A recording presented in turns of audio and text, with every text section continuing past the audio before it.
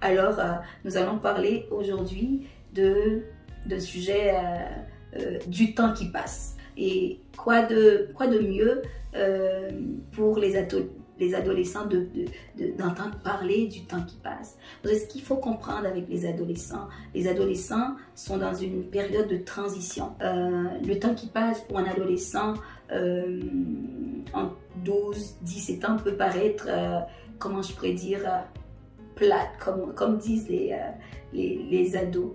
Donc, quoi faire avec les choses qui nous arrivent, les événements qui viennent nous perturber.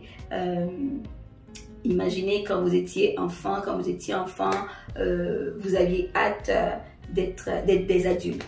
Quand vous étiez à la garderie, on veut faire on veut s'habiller comme un médecin, on veut faire comme le pompier.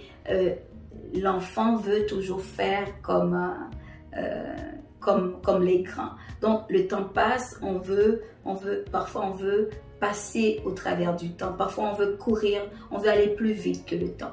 Et lorsqu'on est adolescent, encore une fois, parfois le temps, je sens parfois que les adolescents sont dans ce besoin de courir après le temps et de faire les choses peut-être vite. Je peux me tromper, parce que moi aussi j'étais adolescente.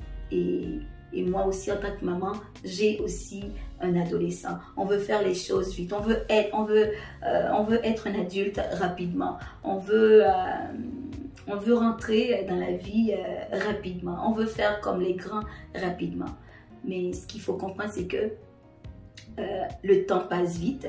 Mais l'important, c'est de profiter du temps qui passe. Mais dans ce temps qui passe, il peut y avoir toutes sortes d'éléments qui peuvent venir nous perturber. La frustration, tout simplement, parce qu'on n'a pas nécessairement les choses qu'on veut. Puis là, vraiment, des fois, comme adolescent, on tient mordicus que les choses doivent se faire comme on le veut. Si ce n'est pas comme ça, puis le monde s'écroule autour de nous. Et je vous comprends.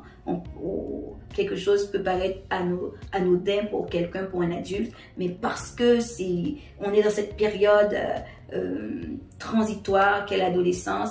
Toutes les émotions, on les vit parfois à fleur de peau. On rencontre un jeune homme, une jeune fille, elle est merveilleuse, il est beau, oh, on tombe en amour. Et là, on veut que la relation se fasse vite. On veut faire comme les grands, vite maintenant.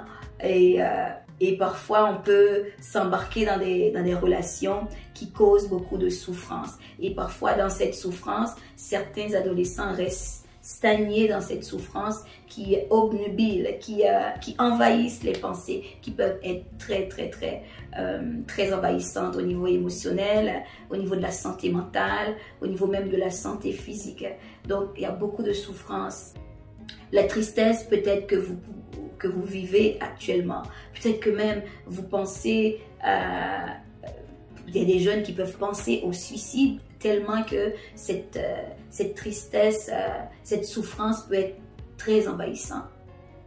Laissez la petite place. J'aimerais ça tout simplement que comme jeune, peu importe ce que vous avez pu vivre et qui vous a emmené dans cette détresse, dans cette souffrance extrême, laissez la petite place à la possibilité que tout est éphémère.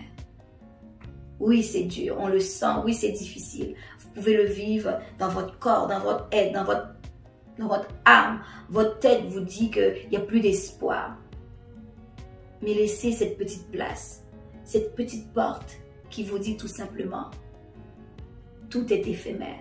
Et même, j'irai même un petit peu plus loin, si je prends un verset dans la Bible, dans Apocalypse 3, verset 20, « Voici, je frappe à la porte. » Laissez la possibilité à l'Esprit de Dieu de frapper à la porte de votre cœur.